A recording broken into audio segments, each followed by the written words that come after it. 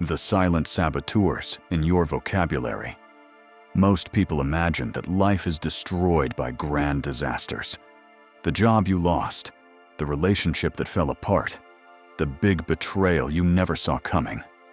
But the truth is far quieter, far more insidious. Your life is not undone in a single blow. It is eroded, drip by drip, by the words you repeat to yourself and to others. Phrases. Small, ordinary, everyday phrases that feel harmless, even casual, yet they carry the weight of anchors. You say them without thinking. You shrug them off as just words. But language is not neutral. It is a seed, and every seed grows. What you speak becomes what you think. What you think becomes what you believe.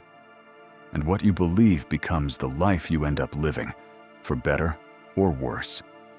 In my years studying human behavior, philosophy, and success psychology, I've found that the fastest way to see where someone's life is headed is to listen to the words they use daily. People are often programming their own downfall without realizing it, like a computer running background code that slowly corrupts the system. These phrases I'm about to teach you are not shouted in anger. They're whispered in passing. They sound reasonable, even mature.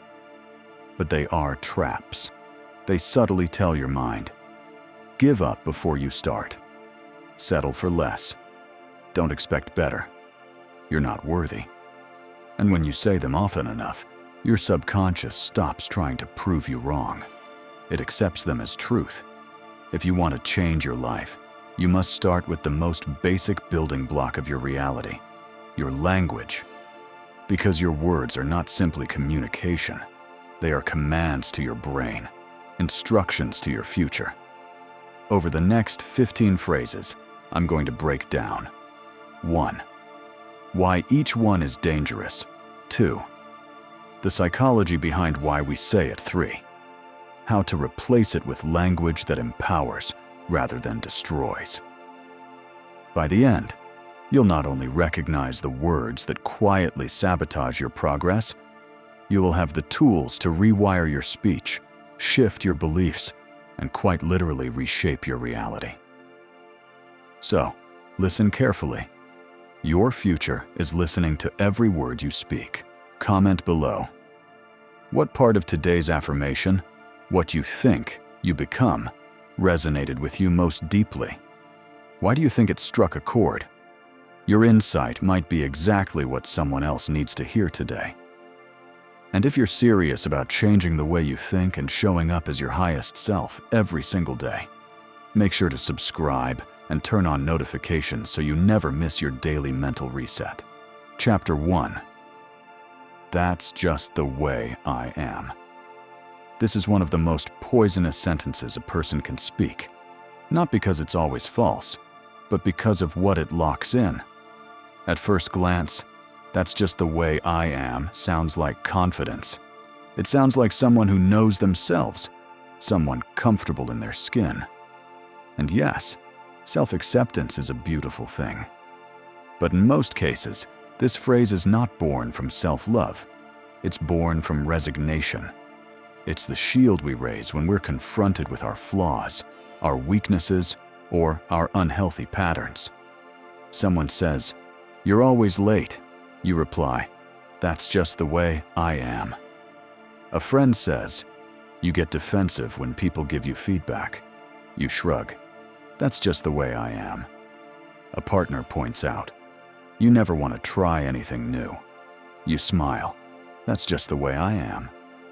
On the surface, it seems harmless, but underneath, it's a life sentence without parole. Why it's dangerous?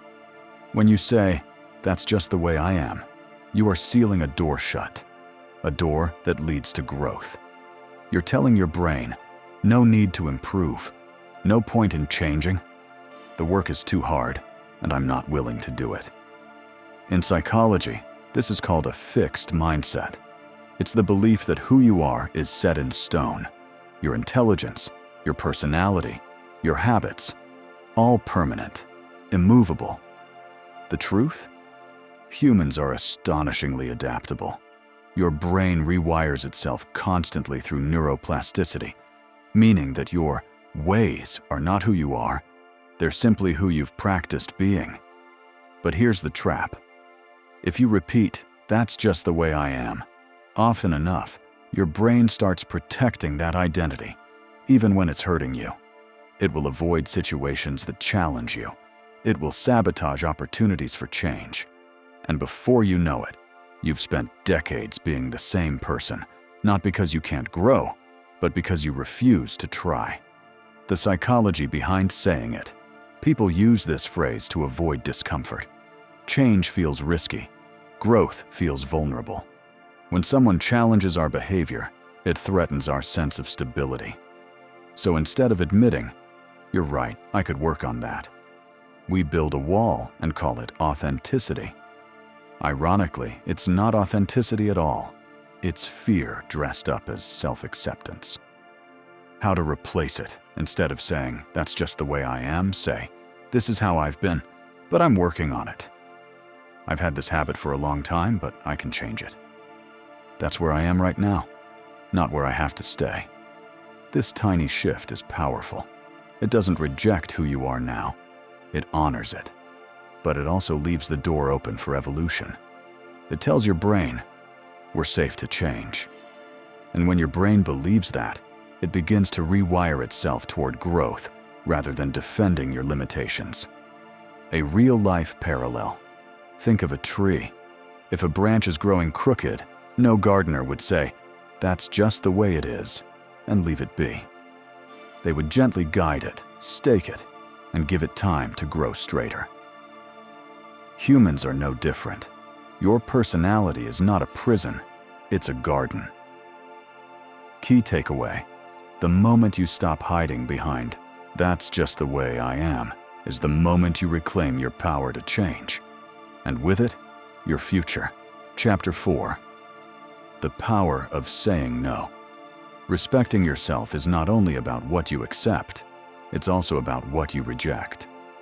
Too many people live their lives saying yes to everything and everyone until their own soul screams, "No more." Every time you say yes to something that drains you, you are saying no to your own growth. Every time you agree just to avoid conflict, you are teaching the world that your peace is cheap. But when you learn the power of saying no, clearly, firmly, unapologetically, you shift the balance of your life. No is not rude. No is not selfish. No is sacred. It protects your time, your energy, your dignity. Great leaders, great thinkers, great builders. They became great not because they said yes to everything, but because they had the courage to say no to distractions, to shallow living, to anything beneath their calling. Respect yourself enough to walk away from what insults your worth, because every no to the wrong thing is really a louder yes to the right thing. Chapter 5. The company you keep. Show me your circle, and I'll show you your future. Respecting yourself means respecting who you allow into your life. You cannot expect to live a life of strength if you surround yourself with people who feed your weakness. If you walk with the small-minded, they will shrink your vision. If you walk with the negative, they will drain your fire. But if you walk with the driven, the wise, the disciplined, your own respect for yourself will multiply. Your environment either waters your growth or poisons it. The truth is, people are reflections. If you are constantly around those who mock your dreams, belittle your efforts, or take advantage of your kindness, you are silently agreeing to their view of you. But the moment you decide, "I deserve better," I will align myself with those who lift me higher, your world begins to expand. Self-respect whispers to you, do not sit at a table where your presence is not valued. Do not beg for acceptance where you must shrink to be tolerated. Do not remain where you are only seen as useful, but never honored. Remember this: you become like those you admire, and you attract those who mirror your level of respect for yourself. So raise your standard. Choose carefully. Surround yourself with those who reflect the greatness inside you.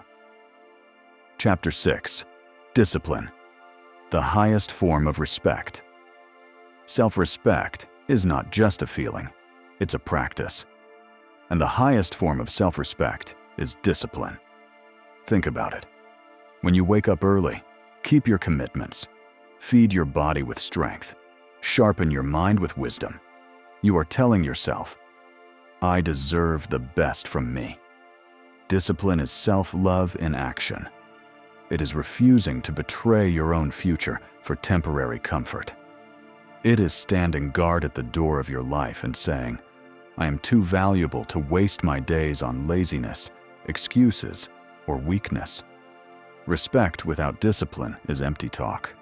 You cannot demand respect from others if you live in a way that disrespects your own potential. The person who respects themselves doesn't wait for motivation. They act. They don't break promises to themselves. They keep them. They don't live by impulse. They live by principle. And here is the beauty of discipline. It compounds. Every act of self-control adds to your confidence. Every consistent choice builds a fortress of self-respect. Every time you rise when others quit, your spirit grows unshakable. So make a vow today. Honor yourself with discipline. Respect yourself enough to do the hard things, because the hard things are the very things that build strength, character, and destiny. Comment below. What part of today's affirmation, what you think you become, resonated with you most deeply? Why do you think it struck a chord? Your insight might be exactly what someone else needs to hear today. And if you're serious about changing the way you think and showing up as your highest self every single day, make sure to subscribe and turn on notifications so you never miss your daily mental reset. Chapter 7. Silence speaks louder than words. There is a quiet power in those who respect themselves. They do not need to shout their worth, argue their value, or beg for attention. Their silence carries authority because their life speaks louder than their lips. When you respect yourself, you don't waste your energy trying to prove yourself to people who refuse to see your light. You don't fight for a seat at tables where the chairs are already too small for your destiny. Instead, you rise in silence, you work in silence, and you allow your results to make the noise. Chapter 8. Rising after being broken. There will be seasons when life breaks you, when betrayal stabs deep, when failure crushes your confidence, when the world looks at you and sees weakness. But self-respect is not built in comfort. It is built in the fire of adversity. Every scar tells a story, not of defeat, but of survival. Respecting yourself means refusing to let your wounds define you. It means standing tall, even when your knees tremble. It means looking at your reflection and saying, yes, I was broken, but I am not destroyed. I rise again. Some of the most respected people in history were not those who never fell, but those who refused to stay down. Nelson Mandela, who endured 27 years in prison, but walked out with dignity. Malala Yousafzai, who was attacked for learning, yet rose as a voice for millions. Their power was not just in victory, it was in resilience. Chapter 9. Living aligned with your purpose. There is no greater act of self-respect than living aligned with your purpose. Too many people spend their lives chasing approval, chasing money, chasing what looks good on the outside, but empties them on the inside. But when you find your purpose, when you discover that one thing that sets your soul on fire, you no longer need validation. Your life becomes anchored, your choices gain clarity, and your respect for yourself deepens because you are no longer living a life of imitation, but a life of authenticity. Purpose is not always found in grand things. Sometimes it's in service. Sometimes it's in creativity. Sometimes it's in building, in healing, in teaching, in leading. Whatever it is the thing that whispers to your heart. This is why you are here. Chapter 10. Refusing to settle for less self-respect is not just about how you see yourself. It's about what you are willing to accept from life.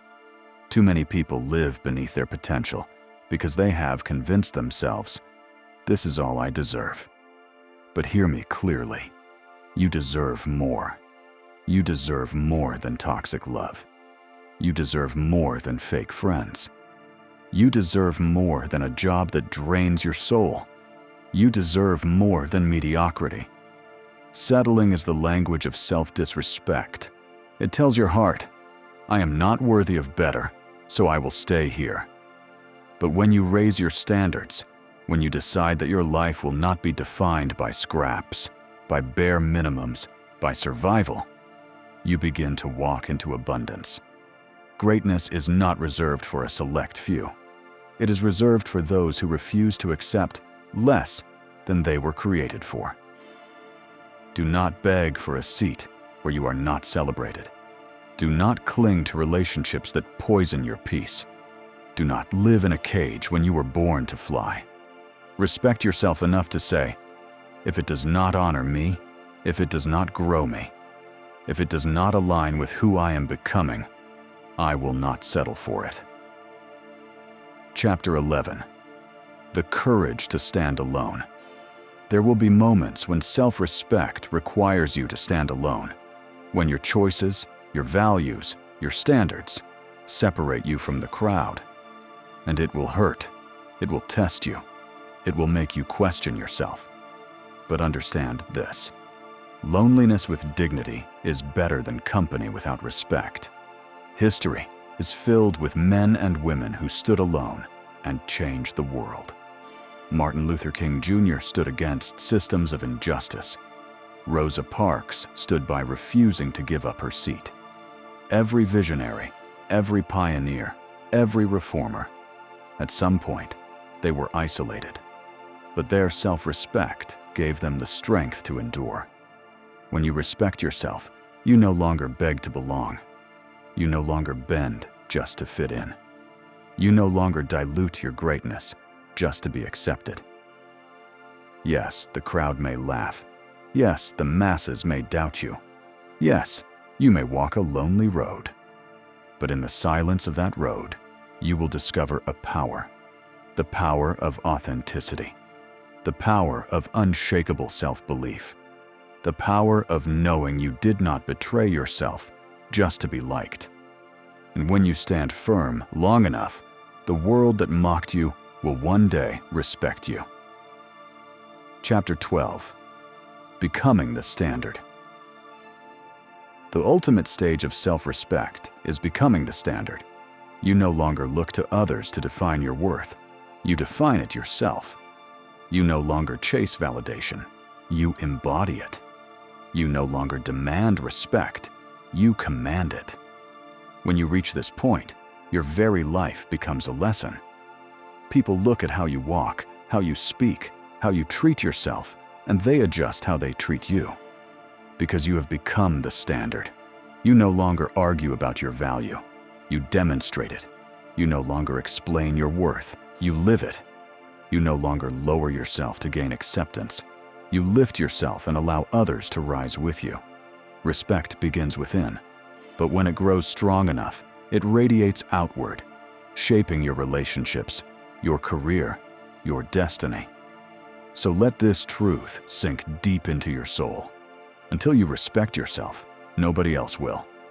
But the moment you do, the entire world shifts to match the frequency of your worth. Walk tall. Speak with clarity. Live with dignity. Guard your heart, your time, your dreams, like priceless treasures. Because they are. And when you do, you won't just earn respect, you will embody it. Comment below. What part of today's affirmation, what you think you become, resonated with you most deeply? Why do you think it struck a chord? Your insight might be exactly what someone else needs to hear today.